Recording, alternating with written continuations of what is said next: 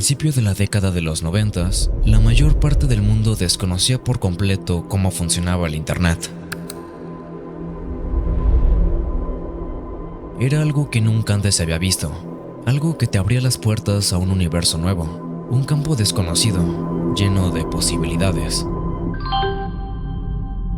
y lleno de trampas.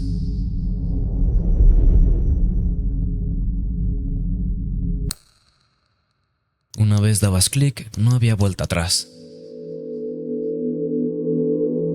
A estas alturas quizá te parezca bastante absurdo cómo alguien era capaz de caer en este tipo de engaños, pero el Internet antiguo era muy diferente. No existían reglas claras, porque no existía un concepto claro de cómo funcionaba el Internet, hasta qué punto esta tecnología era capaz de llegar. Y así, en un campo desconocido e impresionante para todos, se estarían alojando cientos de trampas que solamente dirigían a sitios más oscuros.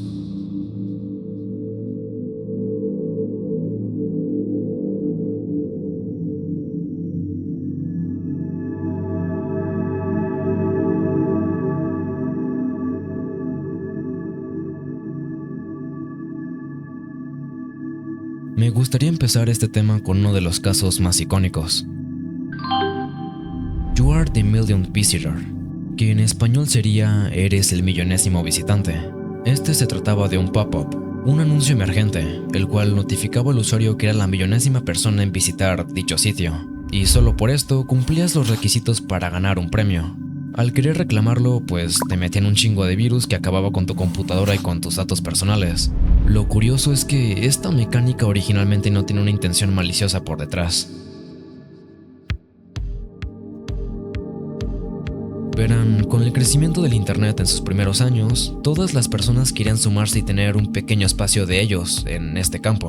De ahí surgió una necesidad en el mercado, la necesidad de tener una página personal.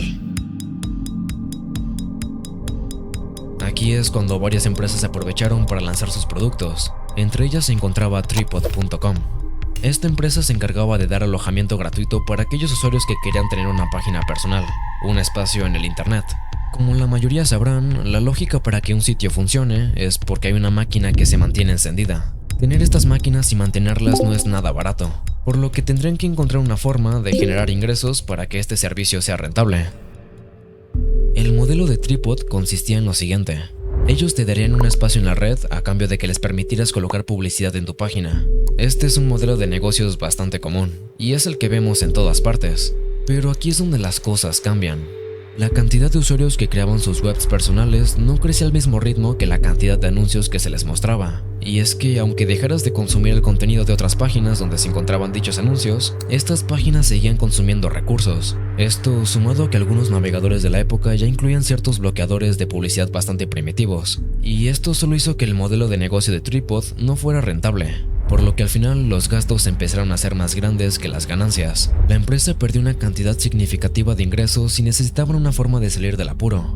Además, había un problema en común entre las personas que creaban sus páginas personales, y es que resultaba molesto que aparecieran anuncios entre sus páginas, y sobre todo cuando se trataban de anuncios con contenido explícito. Porque sí, antes no existían tantas regulaciones en los anuncios como ahora, así que solo imagínalo. Están leyendo tu página personal cuando de pronto se cargaba un anuncio de María a 5 kilómetros. Esto era algo que incomodaba a muchas personas, y era otro detalle que tenía que solucionarse.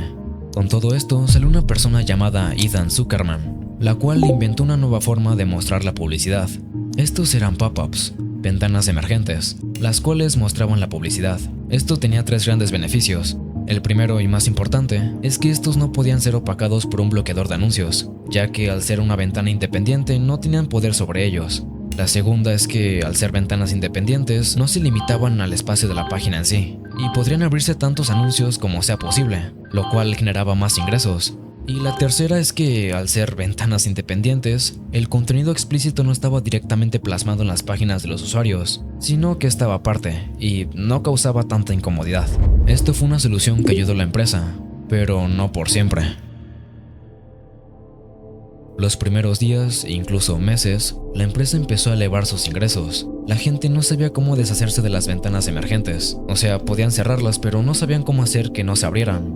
Esta mecánica comenzó a tomar popularidad, y empezó a ser adoptada por otras empresas, sin saber que tenía un pequeño defecto, pero que resultaba sumamente peligroso.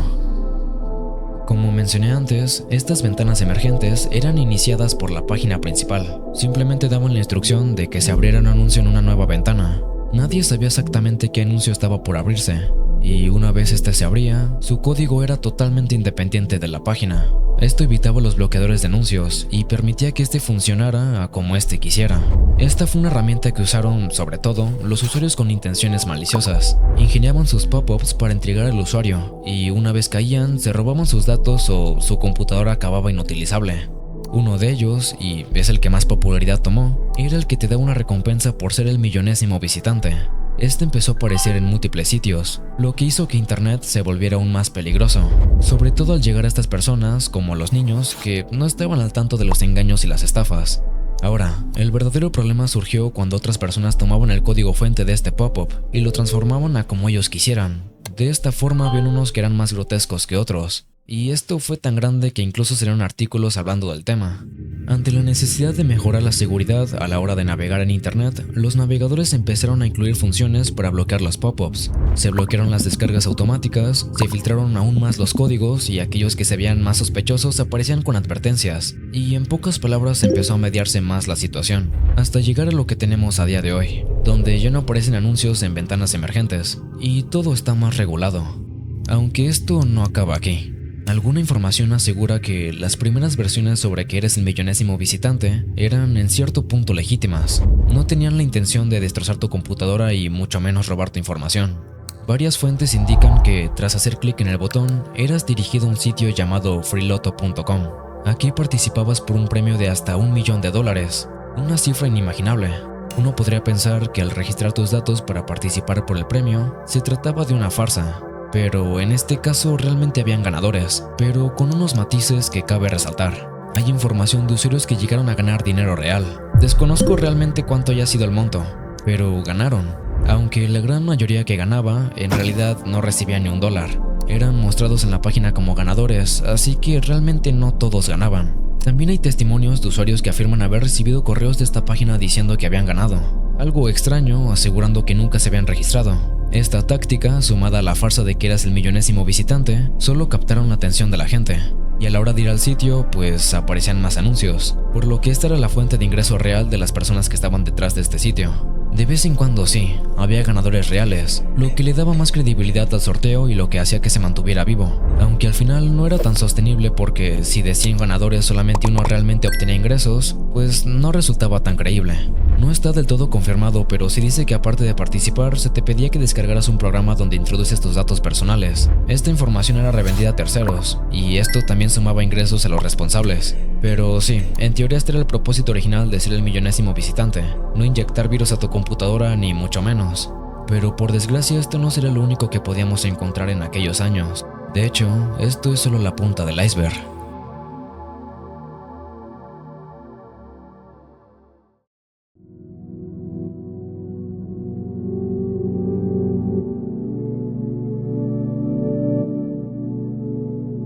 El 15 de septiembre de 1997, dos personas, Larry Page y Sergey Brin, registraron un dominio en cuestión, google.com. El proyecto empezó con ambición, una herramienta que fuera capaz de mejorar la relevancia de la búsqueda por internet de los usuarios. Este operó inicialmente con servidores caseros, los cuales se alojaban en la habitación de Page. Google tenía algo en especial que lo apartaba del resto. Y estos son sus resultados de búsqueda, los cuales eran más precisos y se contaba con una interfaz más amigable para el usuario. Durante los próximos años solo hizo más que crecer y consolidarse en la industria como una de las empresas más grandes que jamás hayan creado. Pero tras esta ola de éxito, una cosa en cuestión le seguía por detrás, ocultándose tras su inmensa sombra. Algo tan simple como google.com. Con 2G, dirigió a muchos usuarios a un sitio completamente diferente. Verán, este es un problema que estuvo en su punto más alto a mediados de la década de los 2000, un tiempo en el que Google era usado por millones de usuarios, pero que una pequeña parte de ellos se equivocaban al escribir su nombre. Es normal que empresas más grandes negocien y compren dominios con ligeros errores tipográficos, para que aunque escribas mal el dominio, seas dirigido al sitio que estás buscando. Pero en este caso no era así. Por alguna razón este tema se ha ocultado bastante desde el principio. Si queremos acceder hoy en día a google.com, veremos que no nos lleva a ningún lado. La URL ha sido excluida de la Wayback Machine y nadie parece recordar lo que había ahí dentro, lo que nos deja con una pregunta. ¿Qué era este sitio que está removido de todas partes? Lo único que tenemos a día de hoy es un video de YouTube publicado hace 16 años. En este vemos a un usuario acceder al sitio google.com. Y justo después aparecen múltiples pop-ups, se descargan un sinfín de programas maliciosos y la computadora se queda completamente dañada, solo para al final darnos cuenta de que se trataba de un comercial por parte del antivirus de McAfee. Antivirus de mierda. Lo curioso de esto es que el dominio fue registrado por primera vez el 12 de febrero de 1998, poco menos de un año después que el dominio original. Pero fue hasta 2004 que finalmente se utilizó como un sitio con malas intenciones. La teoría más cercana es que la persona que originalmente adquirió el dominio lo adquirió pensando en gogles, o sea, las gafas que se usan para meterte al agua, pero que tras el éxito de la empresa y la cantidad de usuarios que diariamente lo usaban, pasó a utilizarse como un typo squatting. Esta es una técnica para engañar a los usuarios registrando dominios muy parecidos a los originales. Así, por ejemplo, en lugar de ingresar a youtube.com, ingresabas a youtube.com y eras dirigido a un sitio completamente distinto. Ahora, según testimonios de algunas personas que llegaron a experimentar esto, el sitio no era tan peligroso como el comercial de McAfee lo muestra. En su lugar se dice que habría demasiados pop-ups, anuncios en ventanas emergentes, y al cerrar uno de estos existía la posibilidad de que se te instalara un supuesto antivirus el cual bloqueaba toda actividad dentro de la computadora, dejando únicamente funcional el mismo antivirus. Básicamente este estaría notificando que la computadora está infectada con demasiados virus y te pasaba una lista de todos ellos. Para poder eliminarlos, como resultaba realmente difícil, debías acceder a funciones premium, para las cuales habría que pagar. O sea, literalmente engañaban a las personas engañándolas aún más. Dicho antivirus se llamaba Spy Sheriff. Si adquirías sus funciones premium, entonces acababas de regalarle dinero a alguien. Y si lo intentabas eliminar, bueno, al poco tiempo volvía a descargarse automáticamente. Al intentar desinstalarlo una y otra vez, corrías el riesgo de que tu computadora terminara con una pantalla azul. Esto era un problema lo suficientemente grande como para que Google le prestara atención, así que intentó negociar con los dueños sobre el dominio de Google, y al final no lo consiguieron. Digamos que la razón, aparte de que los usuarios estaban viéndose afectados por el sitio falso, fue que Google declaró que Google representaba una confusión de marca, algo que en el ámbito legal se puede sancionar con grandes penalizaciones. Sin embargo, Google se defendió diciendo que no intentaba imitar ni siquiera parecerse a su marca, debido a que el término Google se refiere a las gafas para ver bajo el agua, por lo que no representaba ninguna suplantación de la marca. Y sí, solo por esto Google terminó ganando la disputa. Esto fue algo curioso porque literalmente Google perdió contra Google. No obstante, para 2009, el sitio volvió a cambiar, ahora haciendo una encuesta para participar por un iPad gratis. Lo único que tenías que hacer era ingresar tus datos personales.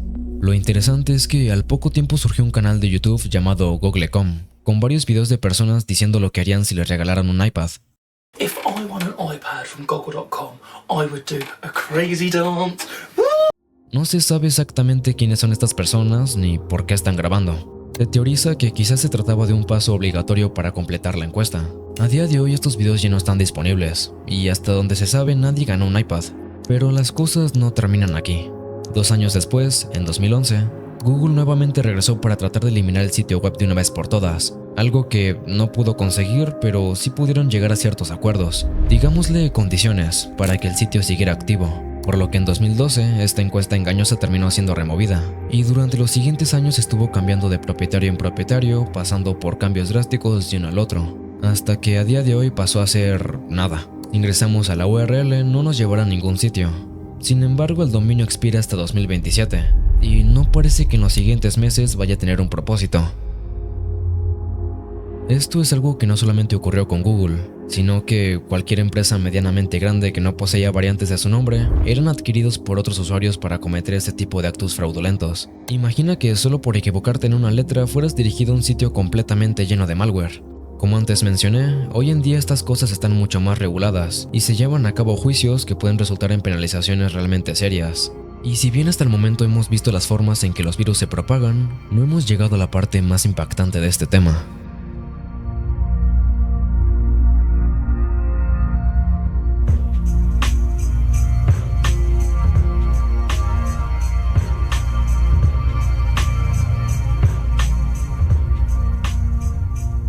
Antes Antes de comenzar con el video, quiero aclarar que los siguientes temas pueden resultar sensibles, así que si estás comiendo o no toleras el material delicado, te sugiero que lo pauses y mejor vayas a ver otro de mis videos. La siguiente información está presentada aquí con el único propósito de informar y entretener. En aquellos tiempos donde todas las personas querían tener su espacio en el internet, empezó a surgir un grupo de personas en cuestión con algo en mente, algo que iba más allá de compartir cosas personales.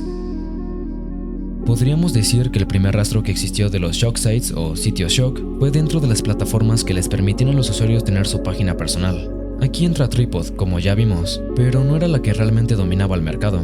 Esto solía ocurrir más en GeoCities, Angelfire o Zoom. Estas plataformas tenían reglas claras. Estaba prohibido el contenido para adultos, la violencia extrema o el gore, actividades ilegales y malware. Si bien había pautas claras de cómo hacer uso legítimo de sus servicios, en la práctica no existía una forma automatizada de actuar.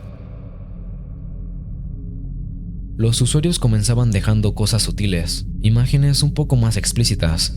La única forma de ser baneados eran por las revisiones manuales que ocasionalmente se hacían o por reportes de otros usuarios. Estaban llegando a una época en donde las páginas personales eran tantas que la administración simplemente resultaba inútil. Debían existir filtros de seguridad más eficaces. Y sí, así de la nada podrías llegar a abrir la página personal de un desconocido sin saber que lo que se aloja ahí resultaba impactante. Con el tiempo, cierto grupo de personas comenzó a diseñar enteramente sus páginas, con el único propósito de mostrar contenido tan bizarro para impactar a los visitantes. De ahí su nombre, Sitio Shock. En el año de 1996 surgió un sitio en cuestión, Rotten.com. Esta página fue desarrollada por una empresa de nombre Soylent Communications, y al simple hecho de entrar te encontrabas con algún tipo de advertencia. El texto dice lo siguiente: Rotten.com recopila imágenes e información de muchas fuentes para presentar al espectador una experiencia verdaderamente desagradable. El sitio básicamente funciona como un archivo de contenido grotesco. Había todo tipo de cosas, desde artículos y noticias hasta fotos y videos. Uno podría pensar que el contenido de esta página únicamente se limitaba a lo morboso, como asesinatos o accidentes fatales, pero esto es solo la punta del iceberg. Según algunos testimonios, digo según porque la verdad no me llama a entrar a este sitio. O sea, es que es muy extremo y pues qué miedo. Según algunos usuarios, el contenido varía bastante, pero siempre tiene algo en común: es desagradable. Se puede encontrar material de autopsias y hasta incluso contenido en el que se muestran actos carnales, pero con un toque más delicado y repulsivo. O sea, ya saben. Como ya habrán notado, el contenido se encuentra en una lista, y no hay algo más que el título para darte una idea de lo que estás a punto de ver. Así que era jugársela y entrar a uno de estos artículos para ver con qué nos podríamos topar. La forma en que este sitio se llenaba de más contenido era por medio de los mismos usuarios, quienes se contactaban con los administradores para compartirles más material. Obviamente este sitio empezó a alarmar a las personas, sobre todo para los menores, porque el sitio no tenía ninguna restricción ni verificación de edad siquiera. Estabas a escribir una palabra tan fácil como Rotten.com para que fueras enviado a un sitio sumamente grotesco. El sitio empezó a tener más fama con el paso de los años. Incluso comenzaron a ver que gran parte de su tráfico se debía a la hora de colocar material de alguna celebridad fallecida, así que la gente visitaba este sitio con la curiosidad de ver dicha celebridad. Y por si no fuera poco, Soylent Communications compró el dominio Mattel.com. Como saben, Mattel es una empresa de juguetes. Algunos de sus productos más famosos eran las Barbies y los Hot Wheels. Así que Soylent Communications adquirió el dominio Mattel, con 2 L's en lugar de 2 T's. Aquellas personas disléxicas que se encontraban al escribir el nombre de la empresa terminaban colocando el dominio de Soylent y este los llevaba a Rotten.com. Seguramente te preguntes por qué las autoridades no han cerrado el sitio. Bueno, la respuesta es que sí lo intentaron. A lo largo del tiempo que estuvo activo, se metió en muchas problemáticas, recibiendo así múltiples cartas de cese y desistimiento. O sea, documentos en los que se le señalaban sus actividades ilegales para que deje de hacerlas, y se le prohíba en el futuro volver a realizarlas. Todos estos informes los mostraban con orgullo en una sección dedicada de la página. O sea, ¿qué demonios? El sitio siempre alegó que abogaba por la libertad de expresión, y que luchaba contra la censura en internet. Algo que, como seguramente ya lo hayas notado, es una excusa para no admitir lo que verdaderamente hacen. Con el tiempo el sitio se volvió infame, lo que hizo que se crearan otros sitios basados en este, pero en su mayoría siendo de forma sarcástica, como Rotten Library, Daily Rotten y The Gaping Maw. Y si recordarán, una de sus principales atracciones fue el de su contenido de sus celebridades muertas, pues la empresa tomó esto a su favor e hizo una dinámica en 2003. Esta era la Death Pool, o la piscina de la muerte, el cual consistía en lo siguiente: Ellos te permitían predecir la fecha del fallecimiento de algún famoso. Si acertabas, entonces ganabas puntos, siempre y cuando el fallecimiento de dicha celebridad no haya sido por un asesinato, porque bueno, ya saben. El sitio se mantuvo en el ojo del público durante la década de los 2000 y de poco en poco se fue apagando, hasta llegar a 2012, donde ya no había contenido nuevo y básicamente quedó arrumbado.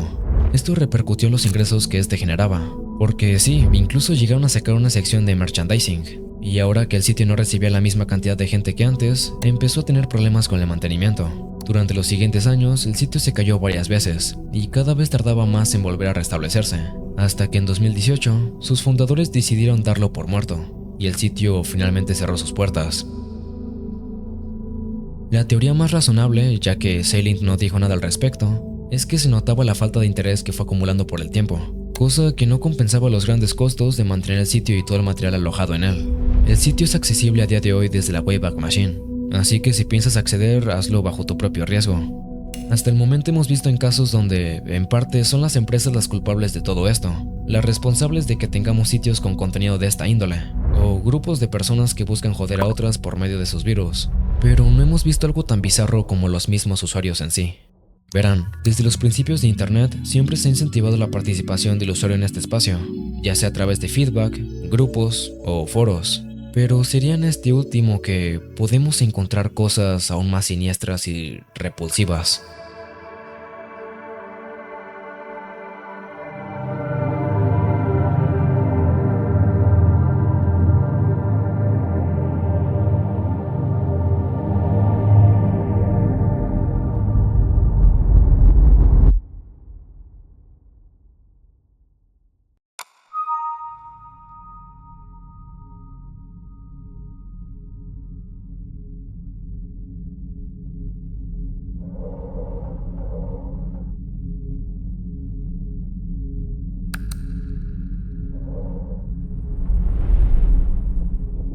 Dark sites, o sitios oscuros, alojan contenido pensando en no ser para todo el público. A diferencia de los sitios shock que buscan estar en el ojo del público y exponerse ante todos, los sitios oscuros lo hacen de una forma más discreta, sin el propósito de llegar con muchas personas. En 1995, un usuario llamado Kevin TX creó un sitio llamado Paranoia.com. El objetivo de este sitio es alojar contenido excéntrico y controvertido. El aspecto del sitio no es muy agradable, como podemos ver. En cambio tiene ese toque de misterio. Este sitio no tiene el propósito de albergar material explícito como gore y cosas como en Rotten.com, pero sí tiene secciones con opiniones que pueden generar controversia, como artículos donde se habla detalladamente sobre las drogas, la eutanasia o la prostitución. Kevin hizo Paranoia.com con el propósito de que tanto él como otras personas pudieran compartir sus posturas sobre diferentes temas sin miedo a que lo censuren. Kevin estaría absorbiendo todos los costos para mantener el sitio en funcionamiento, y a lo que estuve viendo, todo esto fue diseñado sin ánimos de lucro, por lo que tras la publicación de múltiples artículos de los usuarios que iban llegando, los costos del servidor se incrementaban. Las intenciones de Kevin con Paranoia.com eran positivas en un principio, aunque en una zona donde la libertad de expresión no es censurada de ninguna manera y sin ningún tipo de reglas, ya podemos ir viendo el tipo de cosas que se publicarían con el tiempo. Paranoia pasó de ser un sitio donde podías encontrar la postura de las personas sobre temas en concreto, a un tipo de cueva lleno de personas con fetiches raros. La verdad no sé qué tanto pueda mostrar de esto en YouTube, así que pasaremos por alto los detalles en específico de los artículos, pero con lo que ya hemos mencionado antes, ya pueden irse dando una idea. El fin de Paranoia.com llegó en 1999, después de 4 años de haber estado en funcionamiento. La razón es simple. Como eran tantos artículos y publicaciones, los servicios de alojamiento se hicieron cada vez más costosos, y al final Kevin no pudo mantener el sitio. La única forma de poder acceder a Paranoia a día de hoy es a través de la Wayback Machine. Aunque curiosamente, si hoy entramos a la URL, nos llevará a la página de Disney, algo muy extraño. Esto fue un misterio que se originó hace algunos años cuando un usuario lo descubrió y estuvo publicando por Reddit sus hallazgos. Debido a esto, se inició una investigación para descubrir por qué Disney había adquirido un dominio como Paranoia.com, y sobre todo considerando lo que fue el sitio en un principio.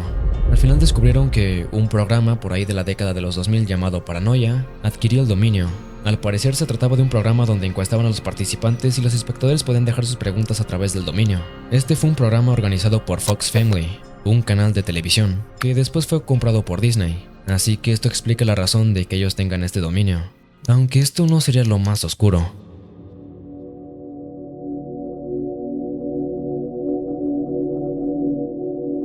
mientras investigaba sobre foros y sitios oscuros, encontré uno llamado The Cannibal Café Forum. Ahora, la siguiente parte del video es mucho más delicada, así que si eres sensible a temas como el canibalismo o estás comiendo, te sugiero que pares el video aquí. The Cannibal Café Forum es un foro dedicado a estas personas que comparten un fetiche por lo caníbal. Este foro funciona a la perfección por el simple hecho de que todos sus miembros eran anónimos. Es decir, la única forma de realmente compartir un gusto que está obviamente tachado por la sociedad y con obvias razones, es a través de un lugar en el que dichas personas se sintieran seguras, en el que pudieran expresarse sin las consecuencias de ser juzgadas. Y esta página lo tenía todo. Ahora, hay una parte en la página que funciona como una subasta. O sea, literalmente habían personas que se ofrecían y otras que las compraban. Estas ponían ciertas condiciones, como hasta qué punto la tortura ya debía de frenarse y, en otros casos más extremos, dejar que literalmente se los coman. No encontré ninguna información de que alguno de estos tratos haya concretado, pero sí es bastante turbio ver cómo hay personas que tan siquiera llegan a considerarlo. Por ejemplo, uno de los usuarios que se hace llamar Mark dice lo siguiente: soy un hombre de 41 años que desea ser desnudado, golpeado para ser crucificado en un lugar aislado para morir, viviendo en la costa este, sin tonterías. En este sitio hay tres tipos de personas: aquellos que solo entran para bromear, otros que intentan ayudar psicológicamente y otros que realmente siguen el propósito del sitio y se toman las cosas muy en serio. Esta es la cosa más jodida que he leído en internet. Si hablas en serio, espero sinceramente que recibas ayuda. Llevo varios años ofreciéndome para una barbacoa tipo Dolcet. He recibido docenas de respuestas de caníbales interesados y hablamos un rato, pero a la hora de la verdad todos se acobardaban. Luego se acobardan, dejándome muy frustrada. He estado hablando con este grupo en Sudáfrica que quiere enviarme dinero para volar hasta un pequeño aeropuerto remoto y dice que realmente me comerán viva, pero eso está muy lejos. ¿No hay nadie que hable en serio sobre esto? La verdad es que me he quedado sin palabras. No puedo imaginarme lo que han de haber vivido estas personas para acabar de esta forma. El final de esta página es aún peor. A lo que estuve encontrando, hubo una persona llamada Armin Meiwes que consiguió traer una víctima por medio de foros, incluyendo Cannibal Café, para realizar dicho acto. Esto fue algo que llegó a las autoridades, quienes finalmente le pusieron fin al sitio. No obstante, sigue presente dentro de la Wayback Machine, un lugar lleno de personas con problemas mentales, donde más allá de que pueda provocar morbo o ser repulsivo, es triste ver lo dañada que puede acabar una persona. Esta fue una pequeña investigación sobre el internet antiguo. Si conoces otros casos, puedes dejarlo en los comentarios. Recientemente me abrí un Patreon donde podrán encontrar contenido exclusivo, así que si quieres echarle un vistazo, lo dejaré en la descripción.